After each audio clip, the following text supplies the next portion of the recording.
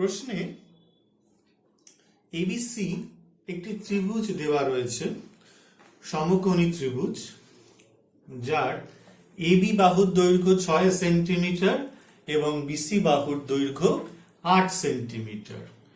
আমাকে এই সমকোণী ত্রিভুজের পরিবৃত্তের ব্যাসার্ধ এবং ক্ষেত্রফল কত জিজ্ঞাসা করেছে। আমরা জানি, আগেও একবার বলেছিলাম যে সমকোণী ত্রিভুজের পরিবৃত্তের ব্যাস হয় সমকোণী ত্রিভুজটির অতিভুজ। তাহলে প্রথমে আমাদের যেটা বের করতে হবে সেটা হচ্ছে অতিভুজ। ত্রিভুজ এবিসি এর angle ABC is equal two 90 degree. সুতরাং পিথাগোরাসের উপপাদ্য থেকে পাওয়া যায়,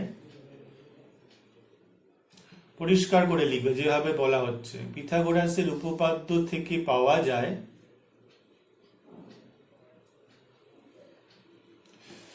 AC square is equal to AB square plus BC square, or AC is equal to root over of AB square plus BC square. AB square হচ্ছে আমাদের 6 square plus 8 square centimetre, অর্থাৎ root over of 100 centimetre is equal to 10 centimetre. 10 centimetre. সুতরাং সমকোণী, সুতরাং পরিবৃত্তের ব্যাস is equal to অতিভুজ is equal to 10 centimetre. সুতরাং পরিবৃত্তের ব্যাসার্ধ অবশ্যই 10/2 centimetre is equal to 5 centimetre. সুতরাং পরিবৃত্তের ক্ষেত্রফল is equal to pi into ব্যাসার্ধ square is equal to pi into 5 square বর্গ সেন্টিমিটার, মানে 25 পাই বর্গ সেন্টিমিটার। এটাই হচ্ছে সমকোণী ত্রিভুজটির পরিবৃত্তের ক্ষেত্রফল। এবারের প্রশ্নটি হচ্ছে, একটি তারকে বর্গাকারে বাঁকালে 121 বর্গমিটার জমি ঘিরতে পারে। তারটিকে বৃত্তাকারে বাঁকালে কত বর্গমিটার জমি ঘিরতে পারবে? তারটির দৈর্ঘ্য কিন্তু সেমই আছে, প্রথমে আমরা করছি বর্গাকারে বাঁকাচ্ছি। তাহলে এটার 121 বর্গমিটার জমি ঘিরতে পারে। তার মানে কি, এই যে বর্গাকৃতি যে অঞ্চলটা, তার ক্ষেত্রফল ইজ ইকুয়াল টু 121 বর্গমিটার। ধরি বর্গক্ষেত্রের বাহু is equal to a metre. সুতরাং বর্গক্ষেত্রের ক্ষেত্রফল ইজ ইকুয়াল টু বাহু স্কোয়ার, মানে a স্কোয়ার বর্গমিটার। এক্ষেত্রে a স্কোয়ার বলা হয়েছে 121, তাহলে a ইজ ইকুয়াল টু হচ্ছে root over of 121 or a is equal to হচ্ছে 11।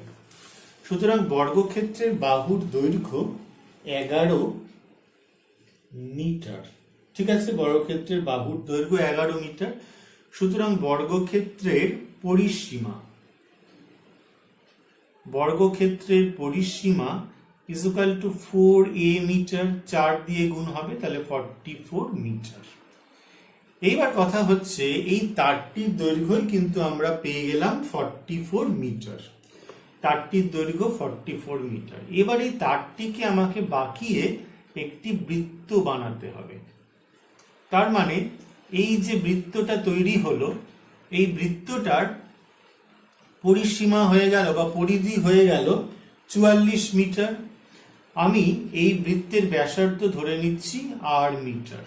ঠিক আছে, ধরি বৃত্তের ব্যাসার্ধ ইজ ইকুয়াল টু হচ্ছে r মিটার। সুতরাং বৃত্তের পরিধি কত হবে আমরা জানি, 2 পাই r মিটার। এক্ষেত্রে 2 pi r is equal to 44 or 2 into 22/7 into r is equal to 44। এখান থেকে r এর ভ্যালু পেয়ে গেলাম 7। তাহলে বৃত্তটির ব্যাসার্ধ হয়ে গেল 7 মিটার। সুতরাং বৃত্তটির ক্ষেত্রফল ইকুয়াল টু হয়ে গেল পাই ব্যাসার্ধ স্কোয়ার। তাহলে 22/7 ইন্টু 7 স্কোয়ার বর্গ মিটার, তার মানে হয়ে গেল 154 বর্গ মিটার। সুতরাং ওই তারটি যে বৃত্তাকার অংশকে ঘিরেছিল সেই বৃত্তাকার অংশের ক্ষেত্রফল হয়ে গেল আমাদের 154 বর্গ মিটার। চিত্রে একটি ত্রিভুজ দেওয়া রয়েছে এবিসি ত্রিভুজ, যার তিনটি বাহুর দৈর্ঘ্য যথাক্রমে 13 সেন্টিমিটার, 14 সেন্টিমিটার এবং 15 সেন্টিমিটার। তিনটি বাহুর দৈর্ঘ্য 13 সেন্টিমিটার, 14 সেন্টিমিটার এবং 15 সেন্টিমিটার। ত্রিভুজটির অন্তর্বৃত্তের ব্যাসার্ধ জানতে চাইছে। ত্রিভুজটির অন্তর্বৃত্তের ব্যাসার্ধ কত সেটা আমাদের জানতে চাইছে। অন্তর্বৃত্ত আঁকা হয়েছে, ত্রিভুজ এবিসি এঁকেছি, যার এবি 13 সেন্টিমিটার, বিসি 14 সেন্টিমিটার এবং এসি 15 সেন্টিমিটার। অন্তর্বৃত্ত আঁকা হয়েছে, অন্তর্বৃত্তের কেন্দ্র ও এবং এবি বাহুকে পি বিন্দুতে স্পর্শ করেছে, বিসি কে কিউ বিন্দুতে, এসি কে আর বিন্দুতে স্পর্শ করেছে। অন্তর্বৃত্ত মানে হচ্ছে ত্রিভুজের ভেতরের যে বৃহত্তম বৃত্ত, যেটি ত্রিভুজের তিনটে বাহুকেই স্পর্শ করে। আমরা ওপি, ও কিউ এবং ও আর যুক্ত করেছি। এই ওপি, ও কিউ এবং ও আর এই প্রত্যেকটি হলো এই ত্রিভুজটির অন্তর্বৃত্তের ব্যাসার্ধ। এগুলোকে আমরা ধরে নিচ্ছি আর সেন্টিমিটারকে, আর সেন্টিমিটার ধরে নিলাম। কি কি ধরে নিয়েছি? ওপি equal to O Q equal to O R equal to অন্তর্বৃত্তের ব্যাসার্ধ ইজুকাল টু আর সেন্টিমিটার। এইবার যেটা করব সেটা হচ্ছে ও এ, ও বি এবং ও সি যুক্ত করে দেব। ও এ, ও বি এবং ও সি আমরা যুক্ত করেছি। ঠিক আছে, ও এ, ও বি এবং ও সি যুক্ত করে দেওয়া হয়েছে। এর ফলে দেখো তিনটি ত্রিভুজ তৈরি হয়েছে। ত্রিভুজগুলি যথাক্রমে এ O B, B O C এবং ত্রিভুজ এ ও সি। এবার এসো আমরা লিখি। আগে তার আগে একটা কাজ করি, ত্রিভুজ এবিসি এর ক্ষেত্রফল আমাদের বের করতে হবে। ত্রিভুজ এবিসি এর অর্ধ পরিসীমা এস ইজুকাল টু কত হলো? 13 প্লাস 14 প্লাস 15/2 সেন্টিমিটার। কারণ এটা কি ধরনের ত্রিভুজ? এটা একটা বিষমবাহু ত্রিভুজ, এর ক্ষেত্রফল বের করতে গেলে আমাদের কি পেতে হবে? এই অর্ধ পরিসীমা বা হেরন বা হিরোর সূত্র দিয়ে করতে হবে। এইটা হচ্ছে আমাদের 21 সেন্টিমিটার। তাহলে সুতরাং ত্রিভুজ এবিসি এর ক্ষেত্রফল কত হবে? √21 ইন্টু 21 মাইনাস 13, 21 মাইনাস 14, 21 মাইনাস 15 বর্গ সেন্টিমিটার। নিয়মটা কি ছিল? একটি ত্রিভুজের তিনটে বাহুর দৈর্ঘ্য যথাক্রমে এ একক, বি একক এবং সি একক হলে, এবং ত্রিভুজটির যদি অর্ধ পরিসীমা আমাদের এস একক হয়, তাহলে ত্রিভুজটির ক্ষেত্রফল হয়ে যাবে √s into s minus a into s minus b into s minus c বর্গ একক। এখান থেকে আমরা তাহলে লিখছি কি 21 into 21 minus 13 is equal to 8 into 7 into 6। ঠিক আছে, তাহলে এখান থেকে আমরা বর্গ সেন্টিমিটার লিখলাম। এবার চলে আসো 21 ইন্টু, এই যে এখান থেকে কত রয়েছে? 4, তাহলে 4 into 2, 7 into 3 into 2 square centimetre. দেখো এখানে 21 আর 3 সাথে 21, তাহলে দুটো 21 মানে আমরা একটা 21 বাইরে গেল। এখানে 4 দুগুণে 8, 8 দুগুণে 16, 16 মানে হচ্ছে 4 এর বর্গমূল, তাহলে বর্গ সেন্টিমিটার। তাহলে এখান থেকে হয়ে যাচ্ছে 84 বর্গ সেন্টিমিটার এই ত্রিভুজটির ক্ষেত্রফল, 84 বর্গ সেন্টিমিটার। তো এবার আমরা কি কি পাচ্ছি? ত্রিভুজ এবিসি ইজুকাল টু, ত্রিভুজ তিনটে ভাগ করা হয়েছিল, ত্রিভুজ এ ও বি প্লাস ত্রিভুজ বি ও সি প্লাস ত্রিভুজ এ ও সি। ত্রিভুজ এ ও বি প্লাস ত্রিভুজ বিওসি প্লাস ত্রিভুজ এওসি। অর দিয়ে ত্রিভুজ এবিসি ইজ ইকুয়াল টু লিখতে পারি ত্রিভুজ এও বি এর এইটা হচ্ছে লম্ব হয়, ঠিক আছে। আমরা পরে যখন মধ্যবিন্দু সংক্রান্ত উপপাদ্য শিখব তখন আরো ভালো করে জানবো যে এই যে ব্যাসার্ধগুলো সেগুলো হচ্ছে এই বাহুর উপর লম্ব হয়।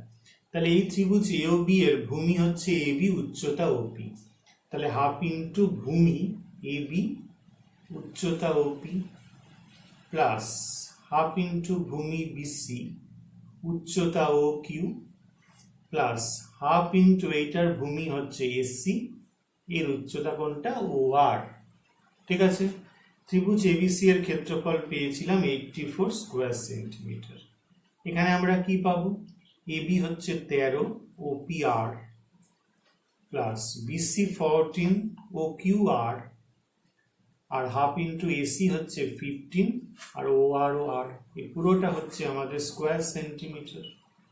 তাহলে এখান থেকে আমাদের 84 স্কোয়ার সেন্টিমিটারটা রাখলাম না, তাহলে হাফ ইন্টু আর যদি কমন নেওয়া হয় তাহলে থাকে 13 plus 14 plus 15, 13 plus 14 plus 15 is equal to হচ্ছে 42। তাহলে 84 42 বাই 21 আর হবে, তাহলে আর এর মান এখান থেকে বেরিয়ে গেল 4, আর ইজ ইকুয়াল টু 4 বের করলাম। সুতরাং অন্তর্বৃত্তের ব্যাসার্ধ আমরা পেয়ে গেলাম ইজ ইকুয়াল টু 4 সেন্টিমিটার। এটা একটি ভীষণ ইম্পর্টেন্ট অঙ্ক, পরীক্ষায় এই অঙ্কগুলো কিন্তু প্রচুর আসে। একটা এক্সাম্পল দিয়ে দেওয়া হলো, আর এখানে কিন্তু যখন পাশে পাশে লিখবে এখানে কিন্তু ত্রিভুজ এও বি এর কোনটা ভূমি কোনটা উচ্চতা পাশে কিন্তু লিখে নেবে। আমাদের প্রশ্নটি হচ্ছে একটি ত্রিভুজের পরিসীমা ইজ ইকুয়াল টু, ঠিক করে লেখো প্রশ্নটা, একটি ত্রিভুজের পরিসীমা 48 মিটার এবং এর অন্তর্বৃত্তের পরিধি 16 পাই মিটার, ত্রিভুজের পরিসীমা 48 মিটার। তার মানে এখানে এবিসি ত্রিভুজটা যে দেওয়া রয়েছে তার পরিসীমা AB plus BC plus CA is equal to 48 meter. আর বলা হচ্ছে কি এর অন্তর্বৃত্তের পরিধি বলা হয়েছে 16 পাই মিটার, অন্তর্বৃত্তের পরিধি বলা হয়েছে 16 পাই মিটার। আমরা এখানে অন্তর্বৃত্ত এঁকেছি যার কেন্দ্র ও এবং এই অন্তর্বৃত্তটি এবি বিসি এবং সিএ এই বাহু তিনটিকে যথাক্রমে পি কিউ এবং আর বিন্দুতে স্পর্শ করেছে। এক্ষেত্রে ওপি লম্ব এবি ও কিউ লম্ব বিসি এবং ও আর লম্ব এসি হবে। আমরা এক্ষেত্রে আগেও দেখেছি যে OP is equal to O Q is equal to O R is equal to r meter. এটা কি জানো, এটা হচ্ছে অন্তর্বৃত্তের ব্যাসার্ধ। এবার অন্তর্বৃত্তের সুতরাং পরিধি কত হবে, অন্তর্বৃত্তের পরিধি ইজ ইকুয়াল টু হয়ে যাবে 2 পাই আর মিটার।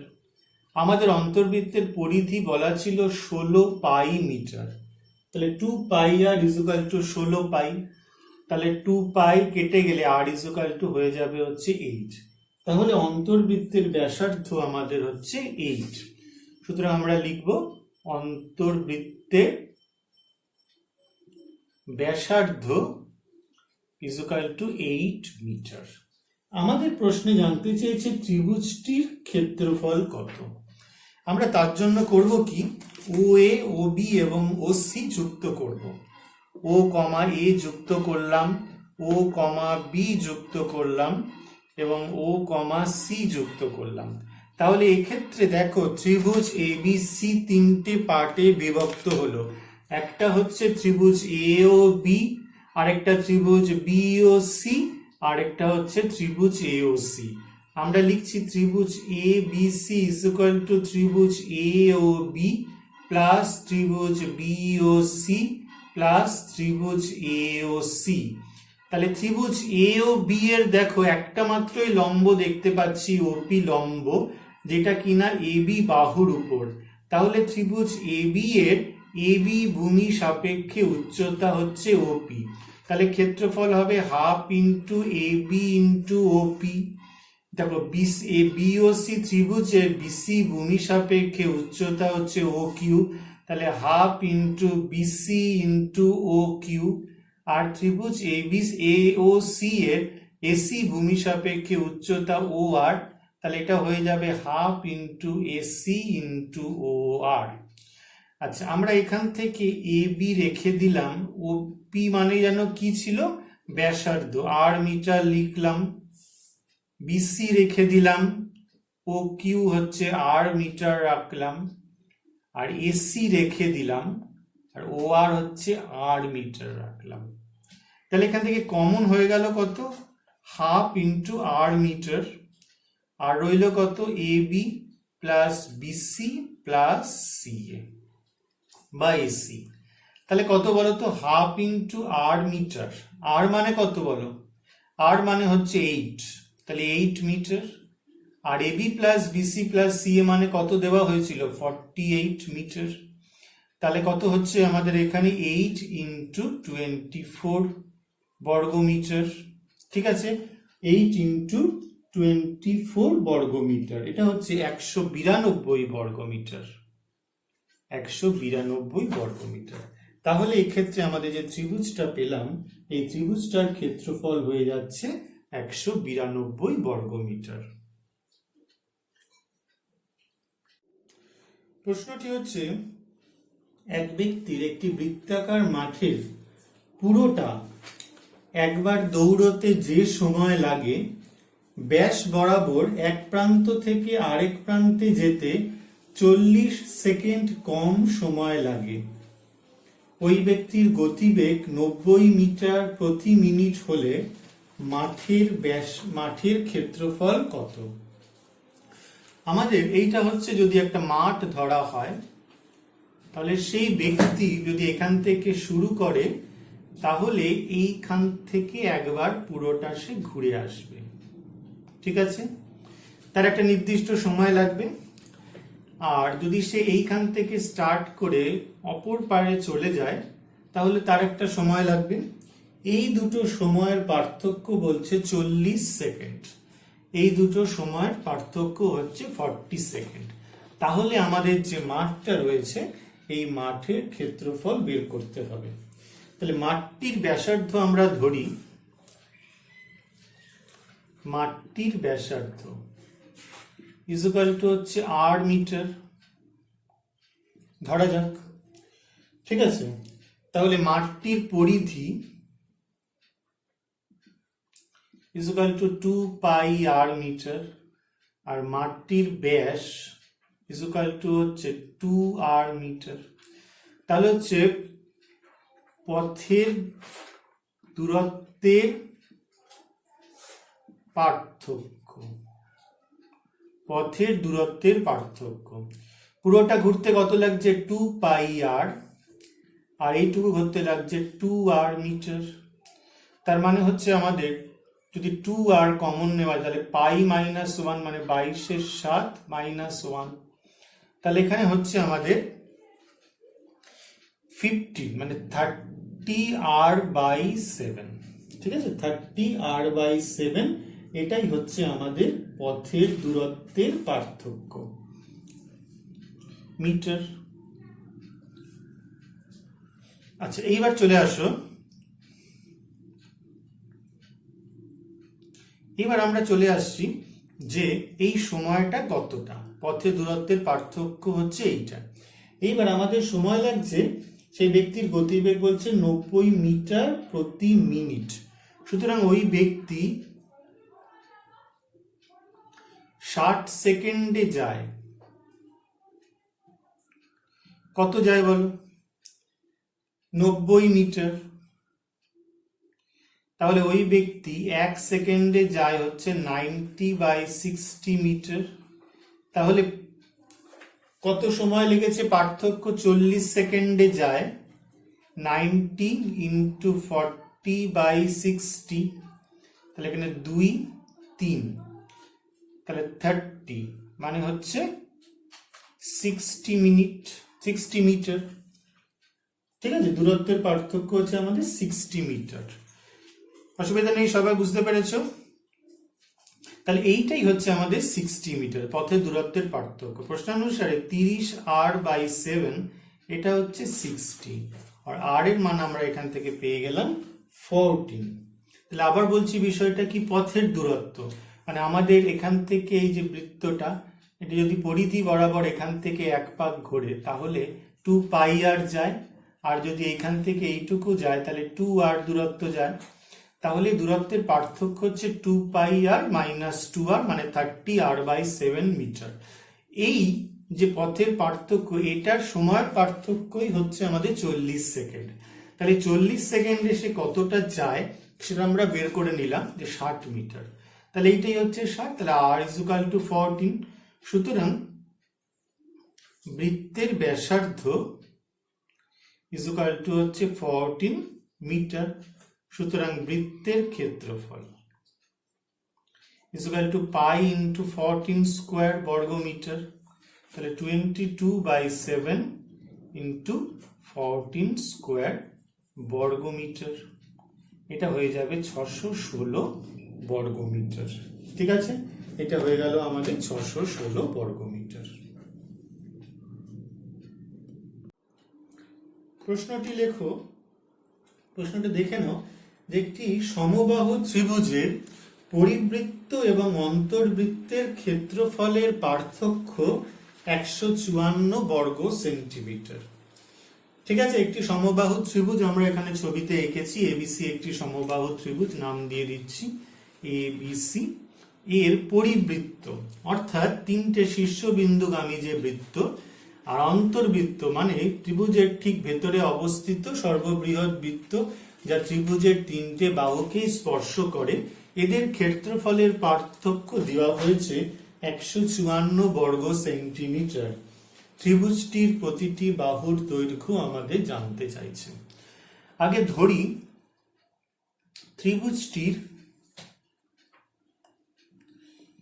ত্রিভুজটির উচ্চতা = 8 সেন্টিমিটার।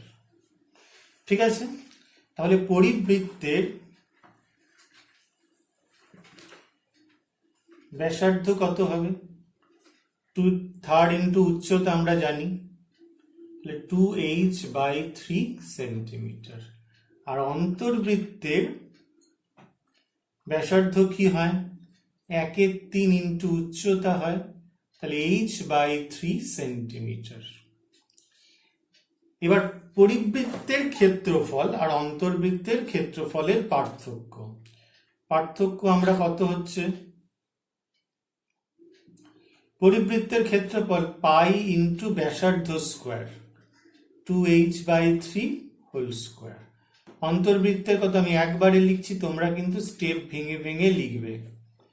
পাই ব্যাসার্ধ স্কোয়ার এইটা হচ্ছে, তাহলে এখানে হচ্ছে পাই যদি কমন নিই আর এইচ স্কোয়ার যদি কমন নিই, তাহলে এখানে কত হবে? 4/9 - 1/9 বর্গ সেন্টিমিটার। তাহলে 5πh²/9 বর্গ সেন্টিমিটার। ঠিক আছে, 5πh²/9 বর্গ সেন্টিমিটার। প্রশ্নানুসারে এটাই দেওয়া হয়েছে আমাকে, 5πh²/9, এটাই আমাদের বলা হয়েছে 154 বর্গ সেন্টিমিটার। এখান থেকে আমরা ক্যালকুলেশন করব। h² = 154 × 9/5, 9 উল্টে গেল, আর পায়ের মান যদি 22-এর 7 বসানো হয় তাহলে 7-এর 22। এইটা ক্যালকুলেশন আমরা আগে করব। এটা ক্যালকুলেশন করলে কত হয় আগে আমরা একটু দেখে নিই। প্রথমে আমরা 154 কে প্রথমে 9 × 7 whole divided by 5 whole divided by 22, তাহলে এটা হচ্ছে 88.2 হয়ে যাবে। ঠিক আছে, তাহলে এইচ এর মান আমাদের বেরিয়ে যাবে =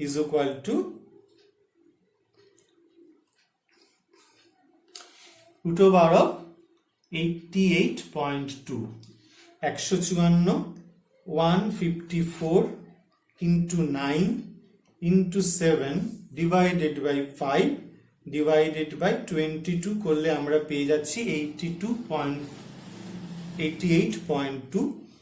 সেটাকে আমরা যদি তাহলে 441/5 পেতে পারি।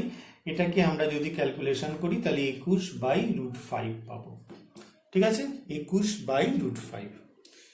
তো এখান থেকে পেয়ে গেলাম এটা হচ্ছে আমাদের এই সমবাহু ত্রিভুজের উচ্চতা। যদি বাহু ধরি a সেন্টিমিটার, তাহলে উচ্চতা কত হয়ে যাবে? উচ্চতা হয়ে যাবে √3/2 ইন্টু a সেন্টিমিটার। তাহলে প্রশ্নানুসারে √3/2 ইন্টু a এটাই হয়ে যাচ্ছে 21/√5। তাহলে এখান থেকে এর মান আমরা পেয়ে গেলাম 42/√15।